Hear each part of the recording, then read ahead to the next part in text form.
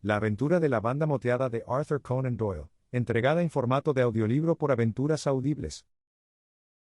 Al repasar mis notas de los 70 y tantos casos en los que durante los últimos 8 años he estudiado los métodos de mi amigo Sherlock Holmes, encuentro muchos trágicos, algunos cómicos, un gran número simplemente extraños, pero ninguno común, porque, trabajando como lo hacía más por amor a su arte que por la adquisición de riquezas, se negó a asociarse con cualquier investigación que no tendiera a lo inusual, e incluso a lo fantástico.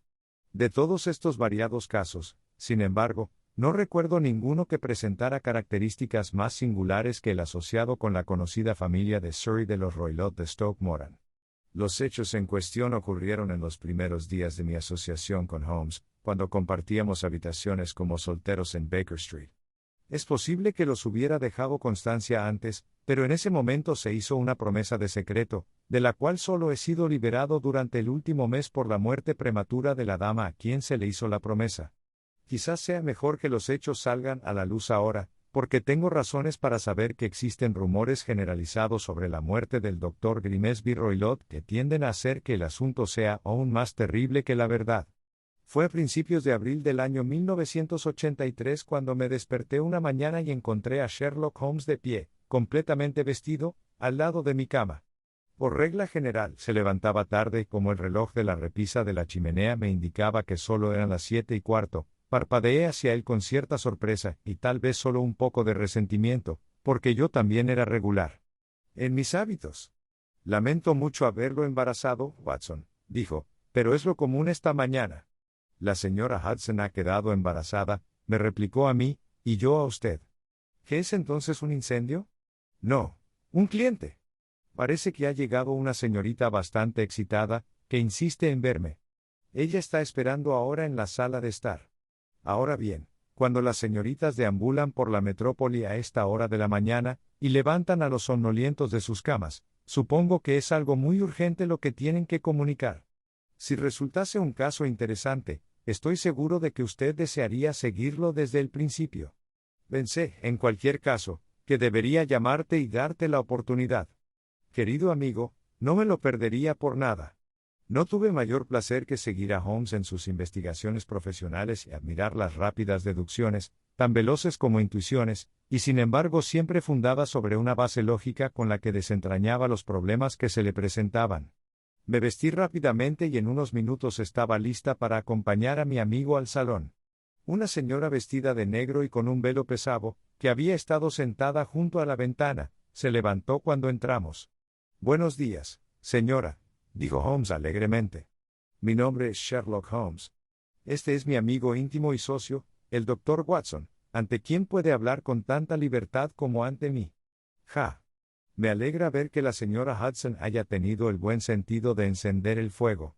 Le ruego que se acerque y le pediré una taza de café caliente, porque observo que está tiritando. No hace frío lo que me hace temblar, dijo la mujer en voz baja, cambiando de asiento como le pedía. ¿Entonces qué? Es miedo, señor Holmes. Es terror. Se levantó el velo mientras hablaba, y pudimos ver que efectivamente se encontraba en un lamentable estado de agitación, su rostro todo demacrado y gris, con ojos inquietos y asustados, como los de un animal perseguido. Sus rasgos y su figura eran los de una mujer de 30 años, pero su cabello estaba teñido de canas prematuras y su expresión era cansada y demacrada. Sherlock Holmes la atropelló con una de sus miradas rápidas y comprensivas. No debes tener miedo, dijo él con dulzura, inclinándose hacia adelante y dándole palmaditas en el antebrazo. Pronto arreglaremos las cosas, no tengo ninguna duda. Veo que has llegado en tren esta mañana. ¿Entonces me conoces? No, pero observo la segunda mitad de un billete de regreso en la palma de tu guante izquierdo. Debió haber salido temprano y, sin embargo, hizo un buen recorrido en un carro tirado por perros, por carreteras muy transitadas, antes de llegar a la estación. La señora se sobresaltó violentamente y miró desconcertada a mi compañero. No hay ningún misterio, mi querida señora, dijo sonriendo. La manga izquierda de tu chaqueta está salpicada de barro en al menos 7 lugares. Las marcas están perfectamente frescas. No hay ningún vehículo, salvo un carrito para perros, que arroje barro de esa manera, y solo si está sentado al lado izquierdo del conductor. Cualesquiera que sean sus razones, tiene toda la razón, dijo. Salí de casa antes de las 6, llegué a Leatherhead a las 6:20 y llegué en el primer tren a Waterloo. Señor, ya no puedo soportar esta tensión, me volveré loco si esto continúa. No tengo a nadie a quien recurrir, nadie, salvo uno solo, que se preocupa por mí, y él, pobrecito, de poca ayuda puede serme. He oído hablar de usted, señor Holmes, he oído hablar de usted por la señora Farintosh, a quien ayudó en el momento de su mayor necesidad. De ella obtuve tu dirección. Oh, señor, ¿no cree usted que podría ayudarme también a mí, y al menos arrojar un poco de luz en medio de la densa oscuridad que me rodea?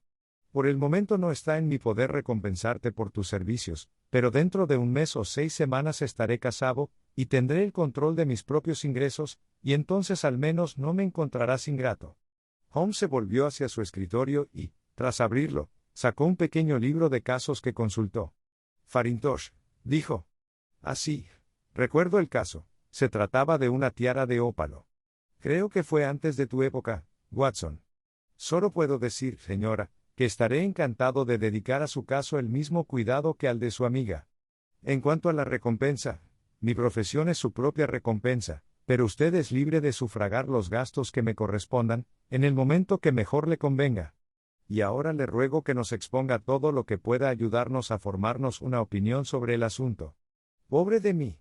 Respondió nuestro visitante, el verdadero horror de mi situación reside en el hecho de que mis temores son tan vagos, y mis sospechas dependen tan enteramente de pequeños puntos, que a otro podrían parecer triviales, que incluso aquel a quien, entre todos los demás, tengo un derecho a buscar ayuda y consejo considera todo lo que le digo al respecto como fantasías de una mujer nerviosa. Él no lo dice, pero puedo leerlo en sus respuestas tranquilizadoras y en sus ojos desviados. Pero he oído, señor Holmes, que usted puede ver profundamente las múltiples maldades del corazón humano. ¿Puedes aconsejarme cómo caminar entre los peligros que me rodean? Soy toda atención, señora. Mi nombre es Helen Stoner y vivo con mi padrastro, que es el último superviviente de una de las familias sajonas más antiguas de Inglaterra, los Roylott de Stoke Moran, en la frontera occidental de Surrey. Holmes asintió con la cabeza. El nombre me resulta familiar, dijo.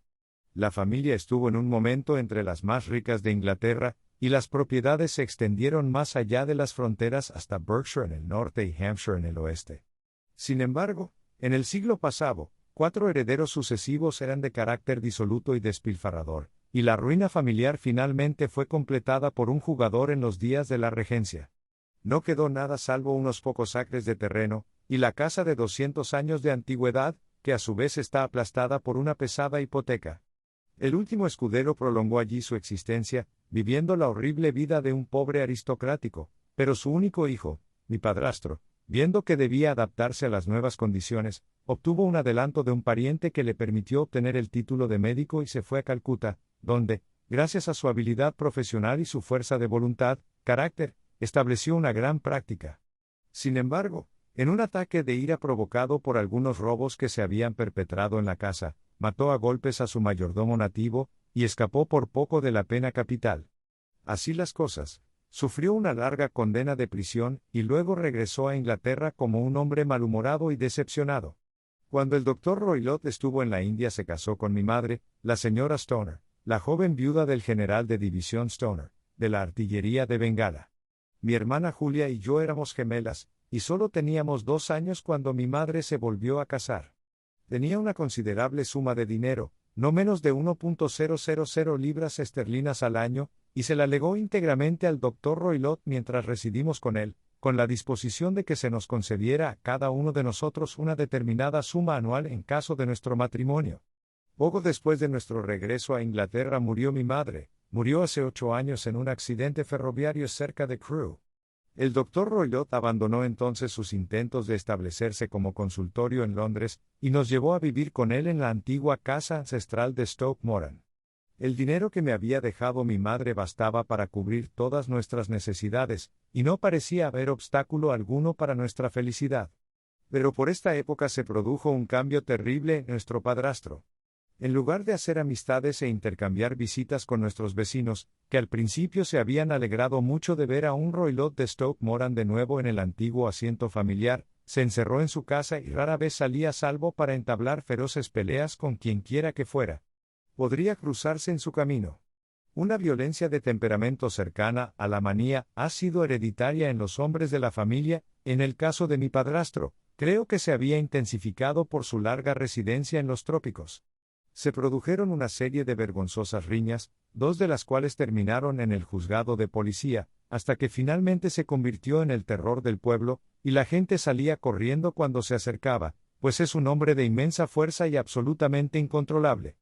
En su ira, la semana pasada arrojó al herrero local por encima de un parapeto a un arroyo, y solo pagando todo el dinero que pude reunir pude evitar otra exposición pública.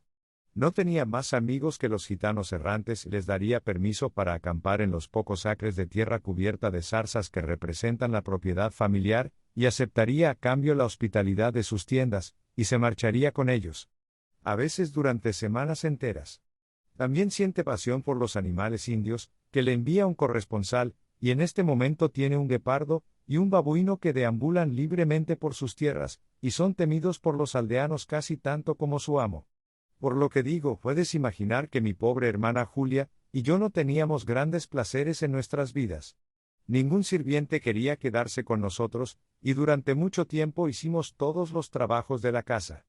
Tenía solo 30 años en el momento de su muerte y, sin embargo, su cabello ya había comenzado a blanquearse, al igual que el mío. ¿Entonces tu hermana está muerta? Murió hace apenas 2 años y es de su muerte de lo que deseo hablarles. Puedes comprender que, viviendo la vida que he descrito, era poco probable que viéramos a alguien de nuestra edad y posición. Sin embargo, teníamos una tía, la hermana soltera de mi madre, la señorita Honoria Westphal, que vive cerca de Harrow, y ocasionalmente se nos permitía hacer visitas breves a la casa de esta señora. Julia fue allí en Navidad hace 2 años y conoció a un mayor de la Marina a medio sueldo, con quien se comprometió. Mi padrastro se enteró del compromiso cuando mi hermana regresó y no puso objeciones al matrimonio, pero 15 días después del día fijado para la boda, ocurrió el terrible acontecimiento que me ha privado de mi única compañía. Sherlock Holmes había estado recostado en su silla con los ojos cerrados y la cabeza hundida en un cojín, pero ahora entreabrió los párpados y miró a su visitante. Por favor, sea preciso en los detalles, dijo. Es fácil para mí serlo, porque cada evento de esa época terrible ha grabado en mi memoria. La casa solariega es, como ya he dicho, muy antigua y actualmente solo un ala está habitada. Los dormitorios de esta ala están en la planta baja, y las salas de estar en el bloque central de los edificios. De estos dormitorios, el primero es el del Dr. Roylott, el segundo es el de mi hermana y el tercero es mío.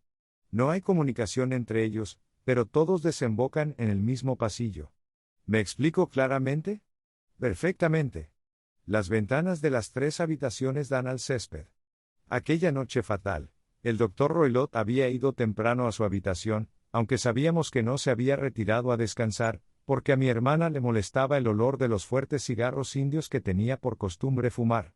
Salió, pues, de su habitación y entró en la mía, donde permaneció sentada un rato, charlando sobre su próxima boda. A las 11 se levantó para dejarme, pero se detuvo en la puerta y miró hacia atrás. Dime, Helen, dijo, ¿alguna vez has oído a alguien silbar en plena noche? Nunca, dije. Supongo que no podrías silbar mientras duermes. Ciertamente no. ¿Pero por qué? Porque durante las últimas noches siempre, alrededor de las 3 de la madrugada, oí un silbido bajo y claro. Tengo el sueño ligero y me ha despertado. No puedo decir de dónde vino, tal vez de la habitación de al lado, tal vez del césped. Pensé en preguntarte si lo habías oído. No, no tengo. Deben ser esos miserables gitanos de la plantación. Muy probable. Y, sin embargo, si estuviera en el césped, me sorprende que no lo hayas oído también. Ah, pero yo duermo más profundamente que tú. Bueno, en cualquier caso no tiene grandes consecuencias. Ella me devolvió la sonrisa, cerró la puerta y unos momentos después escuché su llave girar en la cerradura. Efectivamente, dijo Holmes. ¿Era siempre vuestra costumbre encerrarse en la casa por la noche? Siempre.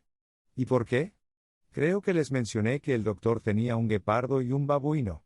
No teníamos sensación de seguridad a menos que nuestras puertas estuvieran cerradas. Así es. Por favor, continúe con su declaración. No pude dormir esa noche. Me impresionó un vago sentimiento de desgracia inminente. Mi hermana y yo, Como recordarás, éramos gemelas, y sabes cuán sutiles son los vínculos que unen a dos almas que están tan estrechamente aliadas. Fue una noche salvaje. Afuera el viento aullaba y la lluvia golpeaba y salpicaba las ventanas. De repente, en medio de todo el bullicio del vendaval, estalló el grito salvaje de una mujer aterrorizada. Sabía que era la voz de mi hermana. Salté de la cama, me envolví en un chal y salí corriendo al pasillo. Al abrir la puerta me pareció escuchar un silbido bajo, como el que describió mi hermana, y unos momentos después un sonido metálico, como si hubiera caído una masa de metal. Mientras corría por el pasillo, la puerta de mi hermana se abrió y giró lentamente sobre sus bisagras. Lo miré horrorizado, sin saber lo que estaba a punto de surgir de él. A la luz de la lámpara del pasillo vi aparecer a mi hermana en la abertura, con el rostro pálido de terror, las manos buscando ayuda a tientas y toda su figura balanceándose de un lado a otro como la de un borracho. Corrí hacia ella y la rodeé con mis brazos, pero en ese momento sus rodillas parecieron ceder y cayó al suelo. Se retorcía como quien sufre un dolor terrible y sus miembros se convulsionaban espantosamente. Al principio pensé que no me había reconocido, pero cuando me incliné sobre ella, de repente gritó con una voz que nunca olvidaré: «¡Oh, Dios mío! Elena». Era la banda moteada. Había algo más que hubiera querido decir, y señaló con el dedo en el aire en dirección a la habitación del doctor, pero una nueva convulsión se apoderó de ella y ahogó sus palabras. Salí corriendo, llamé en voz alta a mi padrastro, y lo encontré saliendo apresuradamente de su habitación en bata. Cuando llegó al lado de mi hermana, ella estaba inconsciente y aunque le vertió brandy en la garganta y envió a buscar ayuda médica al pueblo, todos los esfuerzos fueron en vano, porque lentamente se hundió y murió sin haber recuperado el conocimiento. Este fue el terrible final de mi querida hermana. Un momento, dijo Holmes, ¿estás seguro de este silbido y sonido metálico? ¿Podrías jurarlo? Eso fue lo que me preguntó el forense del condado durante la investigación. Tengo la fuerte impresión de haberlo oído y, sin embargo, entre el estrépito del vendaval y el crujido de una casa vieja, es posible que me haya engañado. ¿Estaba vestida tu hermana? No, ella estaba en camisón. En su mano derecha se encontró el cabo carbonizado de una cerilla, y en la izquierda una caja de cerillas, mostrando que había encendido una luz, y miró a su alrededor cuando se produjo la alarma. Eso es importante. ¿Y a qué conclusiones llegó el forense? Investigó el caso con gran cuidado, porque la conducta del Dr. Roylott era notoria desde hacía mucho tiempo en el condado, pero no pudo encontrar ninguna causa satisfactoria de muerte. Mi testimonio demostró que la puerta había sido cerrada por el lado interior, y que las ventanas estaban bloqueadas por contraventanas anticuadas con anchas barras de hierro, que se aseguraban todas las noches. Se sondearon cuidadosamente las paredes y se demostró que eran bastante sólidas en todos sus lados, y también se examinó minuciosamente el piso, con el mismo resultado. La chimenea es ancha, pero está bloqueada por 4 grandes grapas. Es pues seguro que mi hermana estaba completamente sola cuando encontró su fin. Además, no había señales de violencia en ella.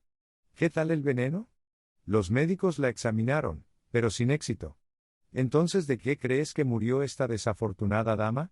Creo que murió de puro miedo y shock nervioso, aunque no puedo imaginar qué fue lo que la asustó. ¿Había gitanos en la plantación en ese momento? Sí, casi siempre hay algunos allí. Ah, ¿qué dedujiste de esta alusión a una banda moteada? A veces he pensado que se trataba simplemente de una charla descabellada sobre el delirio, otras veces que podía haberse referido a algún grupo de personas, tal vez a esos mismos gitanos de la plantación. No sé si los pañuelos manchados que tantos de ellos llevan sobre la cabeza podrían haber sugerido el extraño adjetivo que ella usó. Holmes meneó la cabeza como un hombre que está lejos de estar satisfecho. Estas son aguas muy profundas, dijo. Por favor, continúa con tu narrativa. Han pasado 2 años desde entonces, y mi vida ha sido hasta hace poco más solitaria que nunca. Sin embargo, hace un mes, un querido amigo, a quien conozco desde hace muchos años, me hizo el honor de pedirme mi mano en matrimonio. Su nombre es Armitage, Percy Armitage, el segundo hijo del señor Armitage, de Crane Water, cerca de Reading. Mi padrastro no se ha opuesto al matrimonio, y nos casaremos en el transcurso de la primavera. Hace 2 días se iniciaron algunas reparaciones en el ala oeste del edificio, y la pared de mi dormitorio fue perforada, de modo que tuve que mudarme a la habitación en la que murió mi hermana, y dormir en la misma cama en la que ella dormía.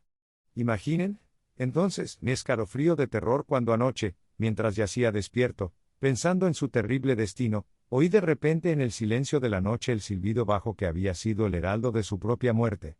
Me levanté de un salto y encendí la lámpara, pero no se veía nada en la habitación. Sin embargo, estaba demasiado conmocionado para volver a acostarme, así que me vestí y tan pronto como amaneció bajé, cogí un carrito para perros en el Crown Inn, que está enfrente, y me dirigí a Leatherhead, de donde vengo esta mañana con el único objeto de verte y pedirte consejo. Lo has hecho sabiamente, dijo mi amigo. ¿Pero me lo has contado todo? Sí, todo. Señorita Roylott, no es así. Estás examinando a tu padrastro. ¿Por qué? ¿Qué quieres decir? Por respuesta, Holmes apartó el volante de encaje negro que bordeaba la mano que reposaba sobre la rodilla de nuestro visitante. En la muñeca blanca estaban impresas 5 pequeñas manchas lívidas, las marcas de 4 dedos y un pulgar. Ha sido utilizado cruelmente, dijo Holmes. La dama se sonrojó profundamente y se cubrió la muñeca herida. Es un hombre duro, dijo, y quizás apenas conozca su propia fuerza. Hubo un largo silencio, durante el cual Holmes apoyó la barbilla en las manos y miró fijamente el crepitante fuego. Este es un negocio muy profundo, dijo finalmente. Hay 1000 detalles que desearía conocer antes de decidir nuestro curso de acción. Sin embargo, no tenemos un momento que perder. Si viniéramos hoy a Stoke Moran, ¿podríamos ver estas habitaciones sin que su padrastro lo supiera? Da la casualidad de que habló de venir hoy a la ciudad para tratar un asunto muy importante. Es probable que esté fuera todo el día, y que no haya nada que te moleste. Ahora tenemos un ama de llaves, pero es vieja y tonta y fácilmente podría sacarla de en medio. Excelente. ¿No es usted reacio a este viaje, Watson? De ninguna manera. Entonces vendremos ambos. ¿Qué vas a hacer tú mismo? Tengo 1 o 2 cosas que me gustaría hacer ahora que estoy en la ciudad. Pero regresaré en el tren de las 12, para llegar a tiempo cuando usted llegue. Y puede esperarnos a primera hora de la tarde. Yo mismo tengo algunos asuntos de pequeñas empresas que atender. ¿No quieres esperar y desayunar? No, debo irme. Mi corazón ya está aliviado desde que te confié mi problema. Espero volver a verte esta tarde. Se dejó caer el espeso velo negro sobre la cara y salió deslizándose de la habitación. ¿Y qué piensas de todo esto, Watson? Preguntó Sherlock Holmes, recostándose en su silla. Me parece un asunto de lo más oscuro y siniestro. Lo suficientemente oscuro y siniestro. Sin embargo, si la dama tiene razón al decir que el piso y las paredes están en buen estado, y que la puerta, la ventana y la chimenea son intransitables, entonces su hermana sin duda debe haber estado sola cuando encontró su misterioso final. ¿Qué pasa entonces con esos silbidos nocturnos, y con las palabras tan peculiares de la moribunda? No puedo pensar. Cuando se combinan las ideas de los silbidos por la noche, la presencia de una banda de gitanos que tienen una relación íntima con este viejo médico, el hecho de que tenemos todas las razones para creer que el médico tiene interés en impedir el matrimonio de su hijastra, la alusión moribunda a una banda y, finalmente, el hecho de que la señorita Helen Stoner escuchó un ruido metálico, que podría haber sido causado por una de esas barras de metal que aseguraban las contraventanas cayendo en su lugar, creo que hay buen terreno para pienso que el misterio puede aclararse de esa manera. Pero, ¿qué hicieron entonces los gitanos? No puedo imaginar. Veo muchas objeciones a cualquier teoría de este tipo. Y yo también. Es precisamente por esa razón que vamos a Stoke Moran este día. Quiero ver si las objeciones son fatales o si pueden justificarse. ¿Pero qué? En nombre del diablo. La exclamación había sido arrancada de mi compañero por el hecho de que nuestra puerta se había abierto de repente, y un hombre enorme se había enmarcado en la abertura. Su traje era una mezcla peculiar de lo profesional y lo agrícola, con un sombrero de copa negro, una levita larga y un par de polainas altas y una fusta de caza balanceándose en la mano.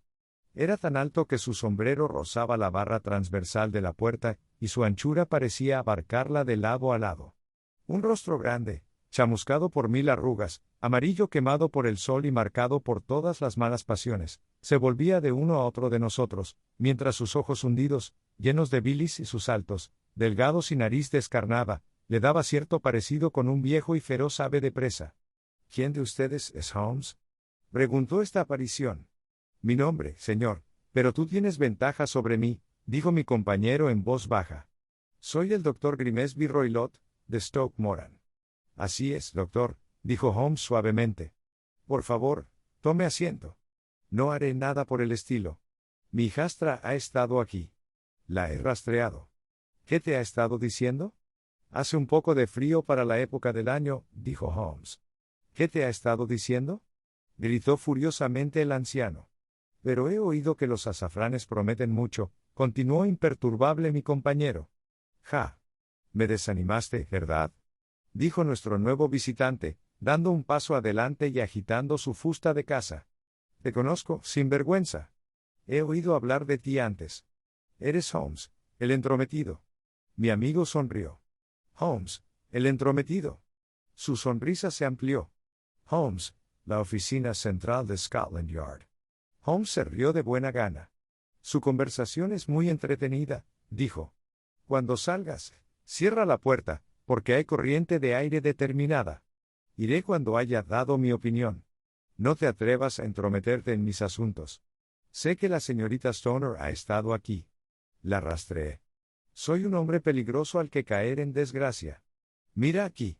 Dio un paso rápido hacia adelante, agarró el atizador y lo dobló formando una curva con sus enormes manos morenas. Procura mantenerte fuera de mi alcance, gruñó, y arrojó el atizador retorcido a la chimenea y salió de la habitación. Parece una persona muy amable, dijo Holmes, riendo. No soy tan corpulento, pero si se hubiera quedado, podría haberle demostrado que mi agarre no era mucho más débil que el suyo. Mientras hablaba, cogió el atizador de acero y, con un repentino esfuerzo, lo enderezó de nuevo. Imagínese que tenga la insolencia de confundirme con el cuerpo de detectives oficial. Sin embargo, este incidente da entusiasmo a nuestra investigación, y solo confío en que nuestra pequeña amiga no sufra por su imprudencia al permitir que este bruto la localice. Y ahora, Watson, le diremos el desayuno y después iré al Doctor's Commons, donde espero obtener algunos datos que puedan ayudarnos en este asunto. Era casi la 1 cuando Sherlock Holmes regresó de su excursión. Tenía en la mano una hoja de papel azul, garabateada con notas y cifras. He visto el testamento de la difunta esposa, dijo. Para determinar su significado exacto me he visto obligado a calcular los precios actuales de las inversiones a las que se refiere. El ingreso total, que en el momento de la muerte de la esposa era poco menos de 1.100 libras esterlinas, ahora, debido a la caída de los precios agrícolas, no supera las 750 libras esterlinas. Cada hija puede reclamar un ingreso de 250 libras esterlinas, en caso de matrimonio. Es evidente, por tanto, que si ambas muchachas se hubieran casado, esta belleza habría tenido una miseria, mientras que incluso una de ellas lo paralizaría gravemente. El trabajo de la mañana no ha sido en vano, ya que ha demostrado que él tiene motivos muy poderosos para oponerse a algo así. Y ahora, Watson, esto es demasiado serio para perder el tiempo, sobre todo porque el viejo sabe que nos estamos interesando en sus asuntos. Entonces, si está listo, llamaremos un taxi y nos dirigiremos a Waterloo. Le agradecería mucho que guardara su revólver en su bolsillo. Un Ls número 2 es un excelente argumento con caballeros que pueden hacer nudos con atizadores de acero. Creo que eso y un cepillo de dientes es todo lo que necesitamos.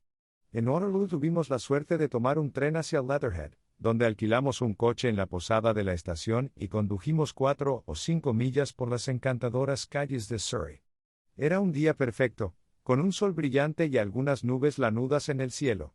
Los árboles y los setos del camino echaban sus primeros brotes verdes, y el aire estaba impregnado del agradable olor de la tierra húmeda. Al menos para mí había un extraño contraste entre la dulce promesa de la primavera, y esta siniestra búsqueda en la que estábamos empeñados. Mi compañero estaba sentado en la parte delantera de la trampa, con los brazos cruzados, el sombrero calado hasta los ojos y la barbilla hundida sobre el pecho, sumido en el pensamiento más profundo. Pero de repente se sobresaltó, me dio una palmada en el hombro y señaló hacia los prados. «Mira allí», dijo él. Un parque lleno de árboles se extendía en una suave pendiente, espesándose hasta convertirse en una arboleda en el punto más alto. De entre las ramas sobresalían los frontones grises y el alto árbol del tejado de una mansión muy antigua. «¿Avivar a Morán?», dijo él. «Sí, señor, esa es la casa del doctor Grimesby Roylott», comentó el conductor. Se están construyendo algunas cosas allí, dijo Holmes. Ahí es donde vamos. Ahí está el pueblo, dijo el conductor, señalando un grupo de tejados a cierta distancia a la izquierda, pero si quieres llegar a la casa, te resultará más corto pasar por este tramo, y luego por el sendero que pasa por el campo.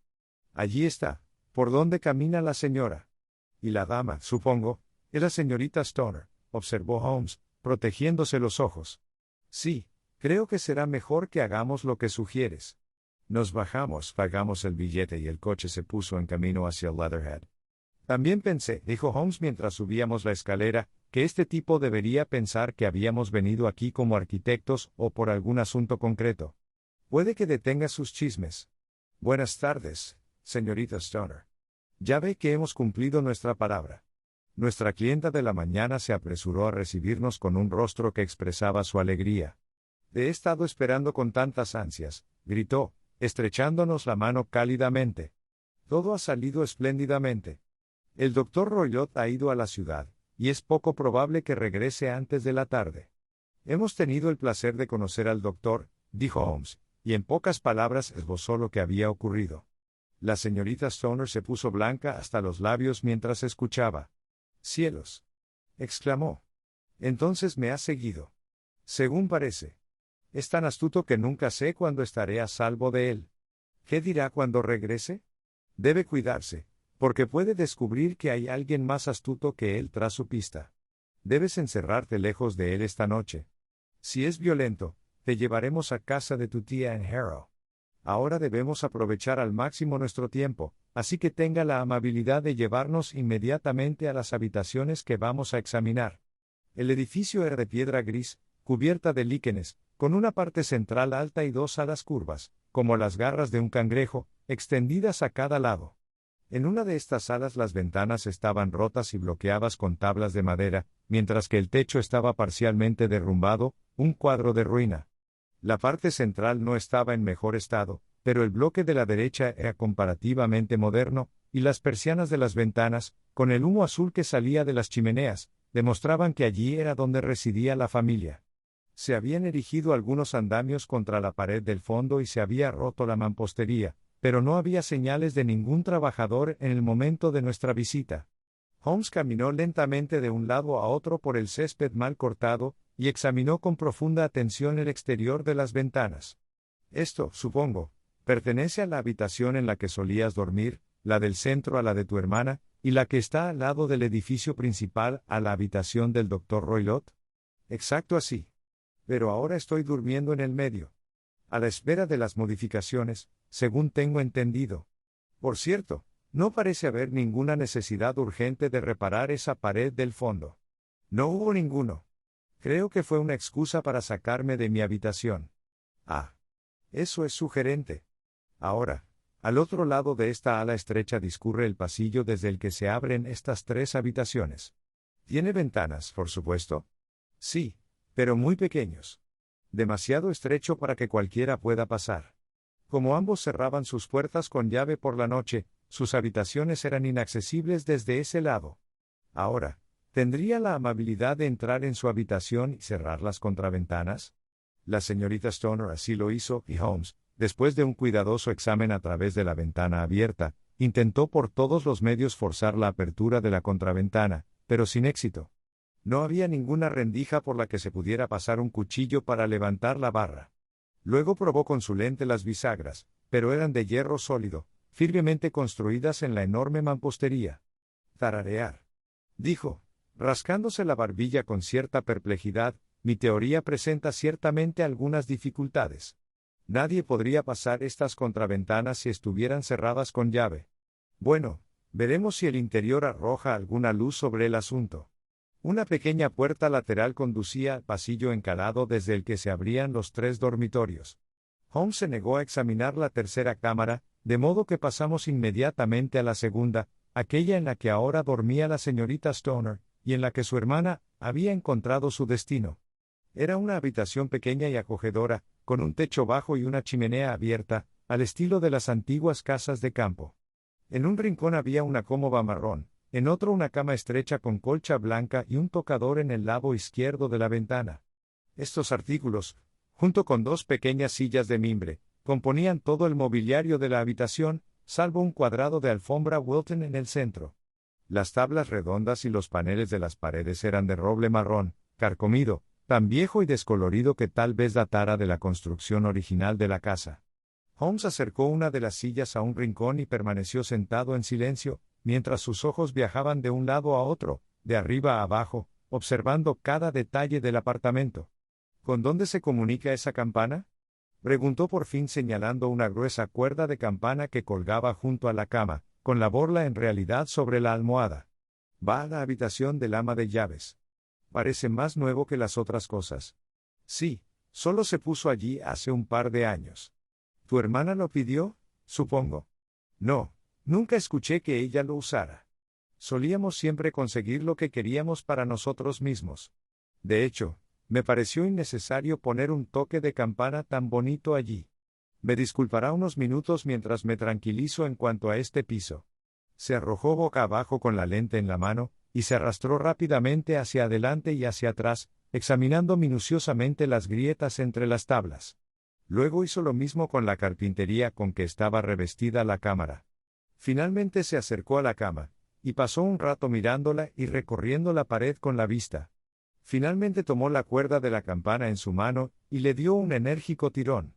Vaya, es un muñeco, dijo. ¿No suena? No, ni siquiera está sujeto a un cable. Esto es muy interesante. Ahora puedes ver que está sujeto a un gancho justo encima de donde está la pequeña abertura para el ventilador. ¡Qué absurdo! Nunca me había dado cuenta de eso antes. Muy extraño, murmuró Holmes, tirando de la cuerda. Hay uno o dos puntos muy singulares en esta sala. Por ejemplo, ¿qué tonto debe ser un constructor para abrir un ventilador en otra habitación, cuando, con el mismo problema, podría haberse comunicado con el aire exterior? Eso también es bastante moderno, dijo la señora. ¿Se hizo más o menos al mismo tiempo que la cuerda de la campana?, observó Holmes. Sí, se llevaron a cabo varios pequeños cambios en esa época.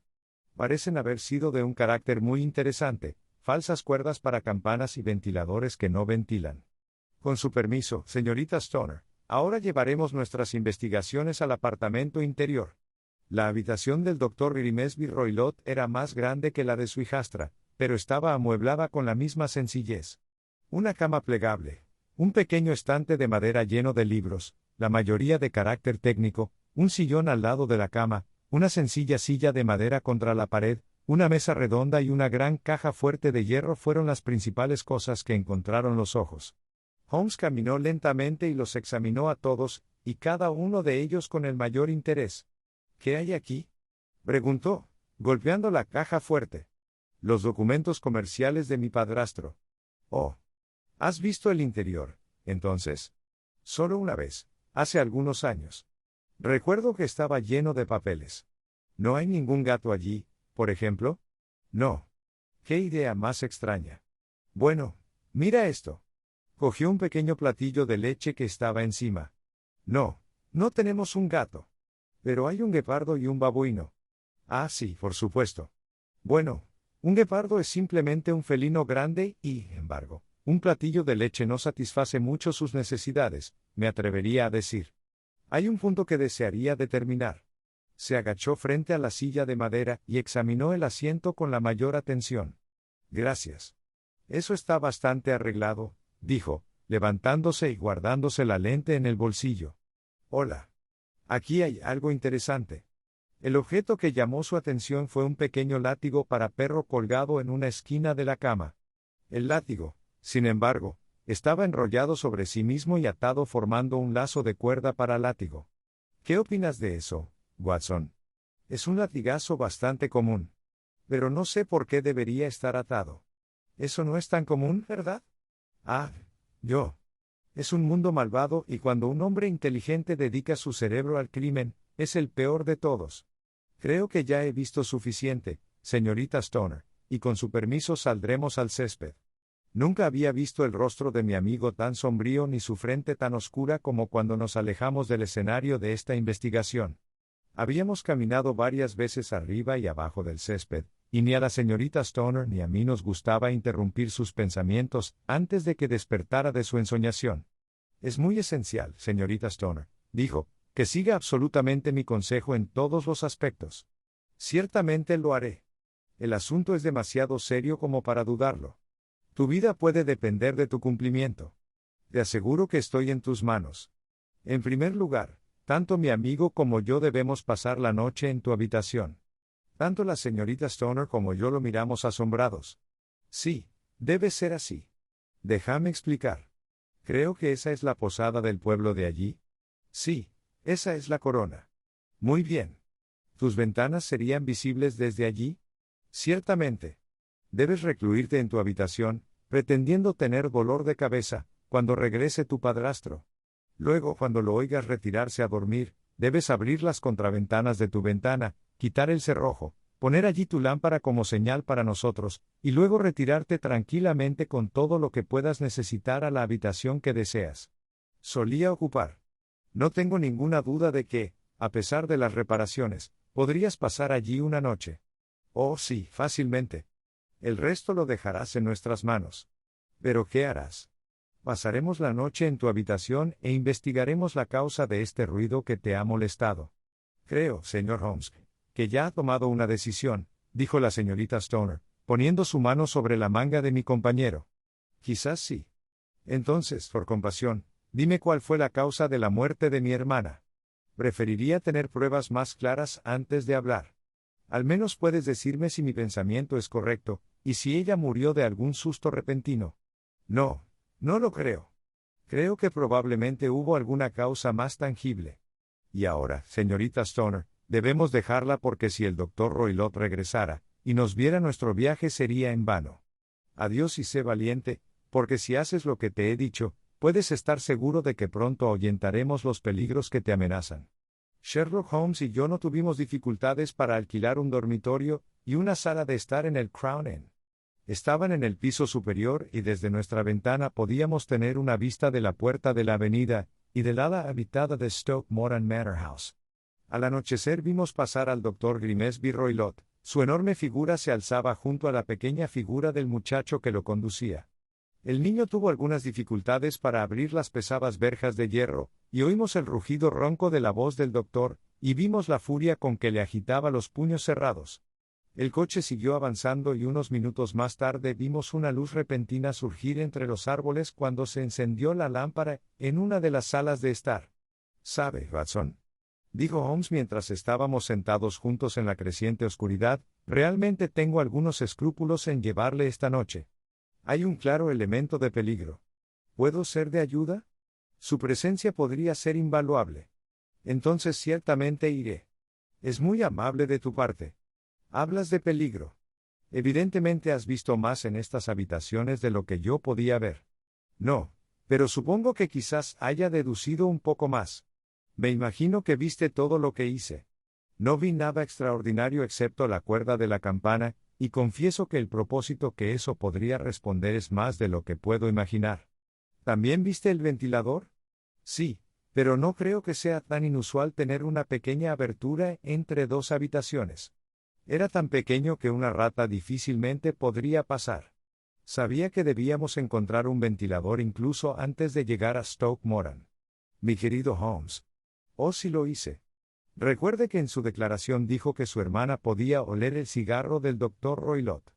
Ahora, por supuesto, eso sugirió de inmediato que debía haber una comunicación entre las dos habitaciones. Podría ser solo una pequeña, o habría sido notada en la investigación del forense. Deduje un ventilador. ¿Pero qué daño puede haber en eso? Bueno, hay al menos una curiosa coincidencia de fechas. Se hace un ventilador, se cuelga un cordón y muere una señora que duerme en la cama. ¿No te llama la atención? Todavía no puedo ver ninguna conexión. ¿Observaste algo muy peculiar en esa cama? No. Estaba sujeta al suelo. ¿Habías visto alguna vez una cama así? No puedo decir que sí. La señora no podía mover su cama. Siempre debe estar en la misma posición relativa al ventilador y a la cuerda, o así podemos llamarlo, ya que claramente nunca fue pensado para tocar una campana. Holmes, grité, parece que veo vagamente lo que estás insinuando. Llegamos justo a tiempo para evitar algún crimen sutil y horrible. Bastante sutil y suficientemente horrible. Cuando un médico se equivoca, es el primero de los criminales. Tiene valor y tiene conocimiento. Palmer y Pritchard se encontraban entre los jefes de su profesión. Este hombre ataca aún más profundamente, pero creo, Watson, que podremos atacar aún más profundamente. Pero ya tendremos suficientes horrores antes de que termine la noche. Por el amor de Dios, tomemos una pipa tranquila y concentrémonos durante unas horas en algo más alegre. Hacia las 9 la luz entre los árboles se apagó, y todo quedó a oscuras en dirección a la mansión. Pasaron lentamente 2 horas y luego, de repente, justo cuando daban las 11, una única luz brillante brilló justo frente a nosotros. Esa es nuestra señal, dijo Holmes, poniéndose de pie de un salto, viene de la ventana del medio. Mientras nos desmayábamos intercambió algunas palabras con el propietario, explicándole que íbamos a visitar tarde a un conocido, y que era posible que pasáramos allí la noche. Un momento después estábamos en el camino oscuro, un viento helado soplando sobre nuestras caras, y una luz amarilla parpadeando frente a nosotros a través de la oscuridad para guiarnos en nuestra sombría misión. No hubo mucha dificultad para entrar al recinto, ya que en el antiguo muro del parque había brechas sin reparar.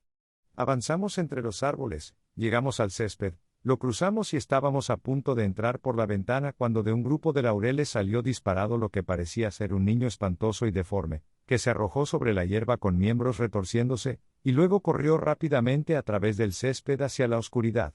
«Dios mío», susurré, «¿lo viste?».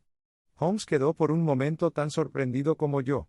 Su mano se cerró como un tornillo sobre mi muñeca en su agitación. Luego soltó una carcajada y acercó sus labios a mi oreja. «Es una casa bonita», murmuró. «Ese es el babuino». Me había olvidado de las extrañas mascotas que afectaba al doctor. También había un guepardo. Tal vez podamos encontrarlo sobre nuestros hombros en cualquier momento. Confieso que me sentí más tranquilo cuando, después de seguir el ejemplo de Holmes y quitarme los zapatos, me encontré dentro del dormitorio. Mi compañero cerró las contraventanas sin hacer ruido, colocó la lámpara sobre la mesa y recorrió con la mirada la habitación. Todo estaba como lo habíamos visto durante el día. Luego, acercándose sigilosamente a mí y haciendo un sonido de trompeta con su mano, volvió a susurrarme al oído con tanta suavidad que todo lo que pude hacer para distinguir las palabras, el menor sonido sería fatal para nuestros planes. Asentí para demostrar que había escuchado. Debemos sentarnos sin luz. Lo vería a través del ventilador. Asentí de nuevo. No os quedéis dormidos, tu propia vida puede depender de ello. Tenga su pistola lista en caso de que la necesitemos. Yo me sentaré en el borde de la cama y tú en esa silla. Saqué mi revólver y lo dejé en la esquina de la mesa. Holmes había traído un bastón largo y delgado, y lo colocó sobre la cama a su lado. Junto a él colocó la caja de cerillas y el cabo de una vela. Luego apagó la lámpara y nos quedamos a oscuras. ¿Cómo olvidaré alguna vez esa espantosa vigilia? No podía oír ningún sonido, ni siquiera la respiración, y sin embargo sabía que mi compañero estaba sentado con los ojos abiertos, a unos pocos metros de mí, en el mismo estado de tensión nerviosa en el que yo me encontraba. Las contraventanas cortaban el más mínimo rayo de luz y esperamos en absoluta oscuridad. Del exterior llegaba ocasionalmente el graznido de un pájaro nocturno y, una vez, en nuestra misma ventana, un largo gemido felino, que nos decía que el guepardo estaba efectivamente en libertad. A lo lejos se oía el sonido grave del reloj parroquial, que sonaba cada cuarto de hora. Cuán largos parecían aquellos cuartos. Dieron las 12:01, 2:03, y todavía estábamos sentados esperando en silencio lo que pudiera suceder. De repente se encendió una luz en dirección al ventilador, que se apagó inmediatamente, pero fue reemplazada por un fuerte olor a aceite quemado y a metal caliente. Alguien en la habitación de al lado había encendido una linterna oscura. Escuché un suave sonido de movimiento, y luego todo quedó en silencio una vez más, aunque el olor se hizo más fuerte. Durante media hora estuve sentado con los oídos atentos. Entonces, de repente, se escuchó otro sonido, un sonido muy suave y tranquilizador, como el de un pequeño chorro de vapor que escapa continuamente de una tetera. En el instante en que lo oímos, Holmes saltó de la cama, encendió una cerilla y azotó furiosamente con su bastón la campana. ¿Lo ves, Watson? El grito. ¿Lo ves? Pero no vi nada. En el momento en que Holmes encendió la luz, oí un silbido bajo y claro, pero el repentino resplandor que brilló en mis ojos cansados me hizo imposible decir qué era lo que mi amigo azotaba tan salvajemente. Sin embargo, pude ver que su rostro estaba mortalmente pálido y lleno de horror y odio. Había dejado de golpear y estaba mirando hacia el ventilador cuando de repente rompió el silencio de la noche el grito más horrible que jamás haya escuchado. Se hizo más y más fuerte, un grito ronco de dolor, miedo e ira, todo mezclado en un grito espantoso. Dicen que allá en el pueblo, e incluso en la lejana casa parroquial, aquel grito levantó a los que dormían de sus camas. Se nos heló el corazón y me quedé mirando a Holmes, y él a mí, hasta que los últimos ecos se extinguieron en el silencio del que surgió. ¿Qué puede significar? Jadeé. Significa que todo ha terminado, respondió Holmes.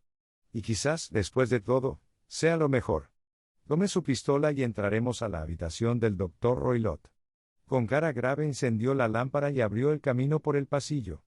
Golpeó 2 veces la puerta de la cámara sin recibir respuesta del interior. Luego giró la manija y entró, yo detrás de él, con la pistola amartillada en la mano. Fue un espectáculo singular el que encontramos ante nuestros ojos. Sobre la mesa había una linterna oscura con la contraventana entreabierta, que arrojaba un brillante rayo de luz sobre la caja fuerte de hierro, cuya puerta estaba entreabierta. Junto a esta mesa, en la silla de madera, estaba sentado el Dr. Grimesby Roylott, vestido con una larga bata gris, con los tobillos desnudos sobresaliendo por debajo, y los pies metidos en unas zapatillas turcas rojas sin tacón. Sobre su regazo yacía la culata corta con el látigo largo que habíamos notado durante el día. Tenía la barbilla levantada hacia arriba, y los ojos fijos en una mirada espantosa y rígida en la esquina del techo. Alrededor de su frente tenía una peculiar banda amarilla, con motas parduzcas, que parecía estar apretada alrededor de su cabeza. Cuando entramos, no hizo ningún sonido ni movimiento. La banda moteada, susurró Holmes. Di un paso adelante.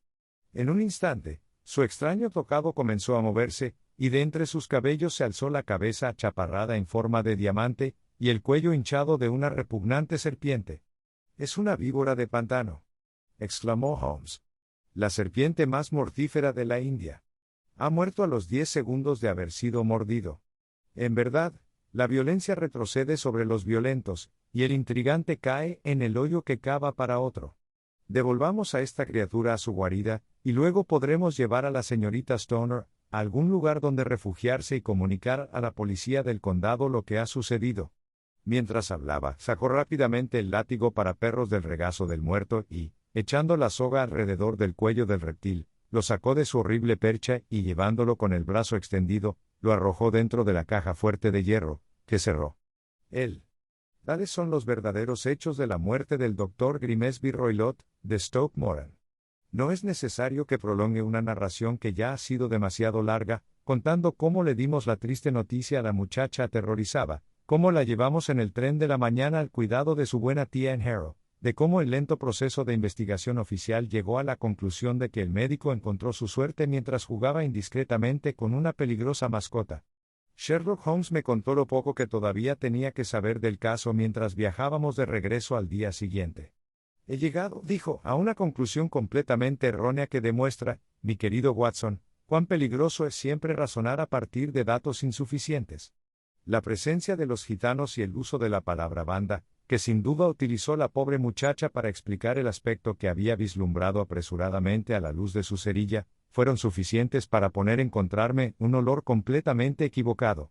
Solo puedo atribuirme el mérito de haber reconsiderado inmediatamente mi posición cuando, sin embargo, me quedó claro que cualquier peligro que amenazara a un ocupante de la habitación no podía venir ni de la ventana ni de la puerta. Mi atención se centró rápidamente, como ya le he señalado, en este ventilador y en la cuerda de la campana que colgaba hasta la cama. El descubrimiento de que se trataba de un muñeco, y que la cama estaba sujeta al suelo, inmediatamente generó la sospecha de que la cuerda estaba allí como puente para que algo pasara por el agujero y llegara a la cama. Al instante se me ocurrió la idea de una serpiente y cuando la unía, a mi conocimiento de que el médico había recibido un suministro de criaturas de la India, sentí que probablemente estaba en el camino correcto. La idea de utilizar una forma de veneno que no podría descubrirse mediante ninguna prueba química era algo que se le ocurriría a un hombre inteligente y despiadado que hubiera recibido una formación oriental. La rapidez con la que tal veneno surtirá efecto también sería, desde su punto de vista, una ventaja. De hecho, sería un forense perspicaz el que podría distinguir los dos pequeños pinchazos oscuros que mostrarían dónde habían hecho su trabajo los colmillos venenosos. Entonces pensé en el silbato. Por supuesto, debía recuperar la serpiente antes de que la luz de la mañana se la revelara a la víctima. Lo había entrenado, probablemente mediante el uso de la leche que vimos, para que regresara a él cuando lo llamara. Lo pasaría por este ventilador a la hora que creyera mejor, con la seguridad de que bajaría por la cuerda y aterrizaría en la cama. Puede que muerda o no a su ocupante, tal vez pueda escapar todas las noches durante una semana, pero tarde o temprano será víctima. Había llegado a estas conclusiones incluso antes de entrar en su habitación. Una inspección de su silla me mostró que tenía la costumbre de pararse sobre ella, lo que por supuesto sería necesario para poder alcanzar el ventilador. La vista de la caja fuerte, el platillo de leche y el lazo de la cuerda del látigo bastaron para disipar finalmente todas las dudas que pudieran quedar. El ruido metálico escuchado por la señorita Stoner fue obviamente causado por su padrastro cerrando apresuradamente la puerta de su caja fuerte sobre su terrible ocupante. Una vez decidido, ya sabéis los pasos que he dado para poner el asunto a prueba. Escuché a la criatura silbar y no tengo ninguna duda de que tú también lo hiciste, e instantáneamente encendí la luz y la ataqué. Con el resultado de pasarlo por el ventilador. Y también con el resultado de hacer que se vuelva contra su amo en el otro lado. Algunos de los golpes de mi bastón llegaron a su destino y despertaron su temperamento de serpiente, de modo que voló sobre la primera persona que vio. De esta manera, sin duda soy indirectamente responsable de la muerte del Dr. Grimesby Roylott, y no puedo decir que pueda pesar mucho sobre mi conciencia. El fin. Gracias por escuchar un audiolibro de Aventuras Audibles. No olvides dar me gusta, suscribirte y estar atento a más aventuras en audiolibros extraordinarias.